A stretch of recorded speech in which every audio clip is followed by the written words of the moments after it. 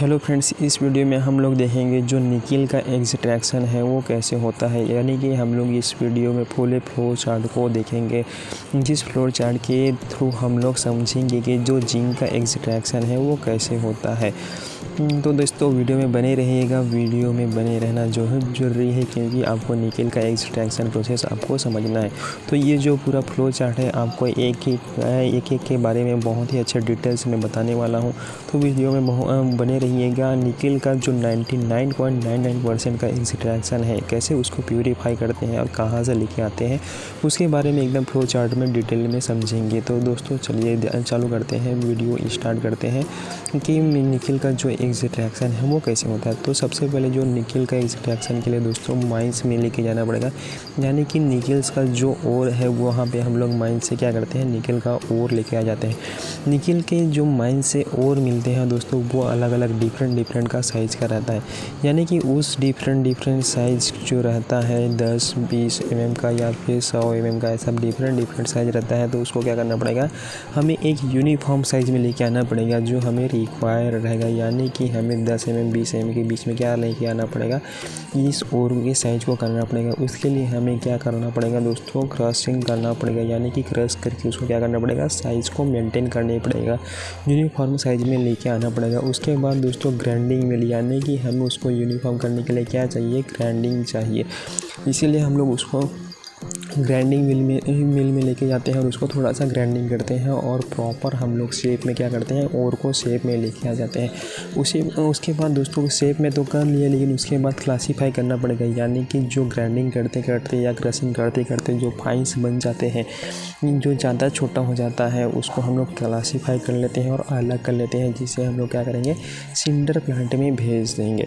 उसी प्रकार दोस्तों ये हुआ हमारा जो ओर का है वो और रेडी हो गया। अभी और को और कौन से प्रोसेस करेंगे, वो ग्रैंड क्लासिफिकेशन होने के बाद दोस्तों हम लोग उसको फ्लोटिंग में ले आएंगे।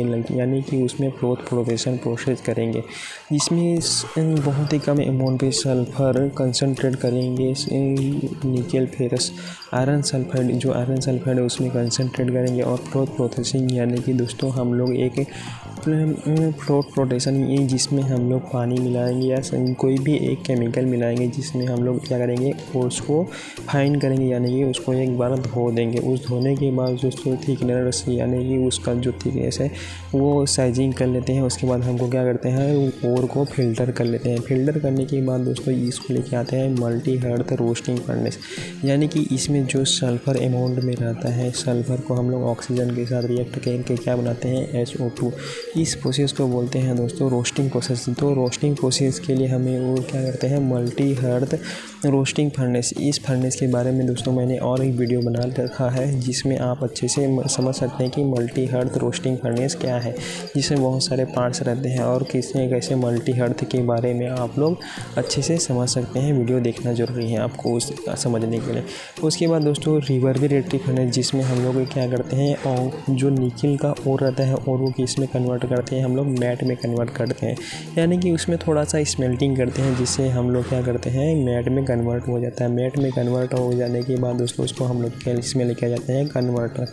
यानी कि कन्वर्टर जो रहता है, जो मैट में इम्प्योरिटीज़ रहता है, यानी कि उसमें जो इम्प्योरिटीज़ रहेगा दोस्तों, इम्प्योरिटीज़ बोला जाता है जो निकिल के अलावा हमें जो चाहिए, निकिल के अलावा उसमें और भी प्रेजेंट रहता है, आयरन प्रेजेंट रहता है, आर्सेनिक प्रेजेंट रहता है और एंटीमनी प्रेजेंट रहता है। ये सब को हम लोग क्या करेंगे, अलग कर लेंगे। और उसमें जो सल्फ़र है वो तो क्या रोस्टिंग के द्वारा हाँ क्या हुआ, अलग निकल गया।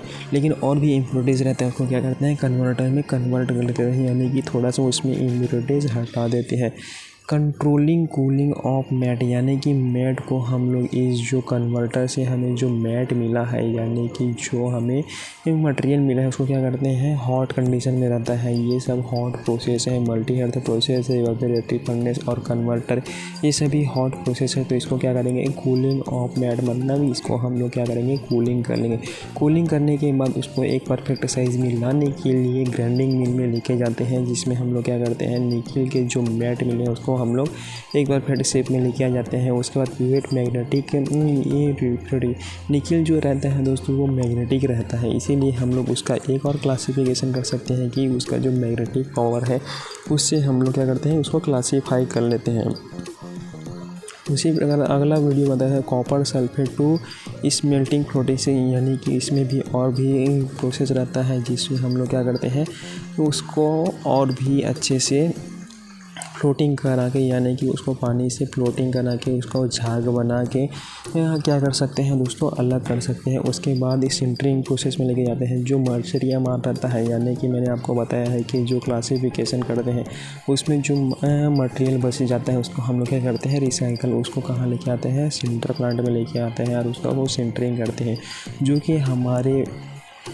कि हमारे रिवर्बरेटरी फर्नेस में क्या होता है, यूज़ होता है सिंटरिंग के टाइम। उसके बाद एनोड मेल्टिंग फर्नेस में लेके आता है इस सिंटर को क्या यहाँ पे लेके आ जाएंगे, बॉल मिल में लेके आया जाएंगे। बॉल मिल के बाद उसको लेके आएंगे कंसीडर में और रिड्यूसर में लेके जाएंगे। उसके बाद वोलेटाइलाइज़र में लेके जाएंगे और लास्ट में हम लोग करेंगे इलेक्ट्रोलाइटिक रिफाइनिंग फर्नेस, यानी कि यहाँ पे अलग अलग प्रोसेस होगा जो कि इलेक्ट्रोलाइटिक रिफाइनिंग फर्नेस के बारे में बताता है। कैल्सिनर रहता है, रिड्यूसर रहता है, वोल्टेलाइज़र रहता है और डिकम्पोजिजर रहता है, जिसमें हम लोग दोस्तों ऊपर में दिया गया है जो एनोडिक मेल्टिंग फर्नेस है वहाँ पे हम लोग लेके आते हैं। तो क्या होता है कि उसका इलेक्ट्रोप्लेटिंग हो जाता है निकल का, जो कि मैग्नेटिक रहता है और इलेक्ट्रोमैग्नेट के द्वारा क्या होता है दोस्तों, एनोड में आके वो जम जाता है। तो इसको एनोडिक कास्टिंग मशीन में लेके आते हैं। एनोडिंग करने के बाद उसके बाद हम लोग रिफाइनिंग करते हैं तो हमें क्या मिलता है, 99.99% का क्या मिलता है, निकल मिलता है। इस प्रकार दोस्तों निकल का एक्सट्रैक्शन होता है प्लांट में। तो दोस्तों ये हुआ निकल के एक्सट्रैक्शन का फ्लो चार्ट। आपको एक बार और अच्छे से डायग्राम बना लेना है फ्लो चार्ट का और लिख के देखना है, जिससे कि आपको क्या होगा, एक्सट्रैक्शन प्रोसेस वो अच्छे से समझ आ जाएगा। तो दोस्तों ये रहा हमारा एक्सट्रैक्शन प्रोसेस निकल का, आपको समझ आया होगा तो अपने दोस्तों को भी शेयर कीजिए ताकि उनको भी निकल का एक्सट्रैक्शन प्रोसेस वो अच्छे से समझ आ जाएगा। तो दोस्तों मिलते हैं अगले वीडियो में, तब तक के लिए थैंक यू।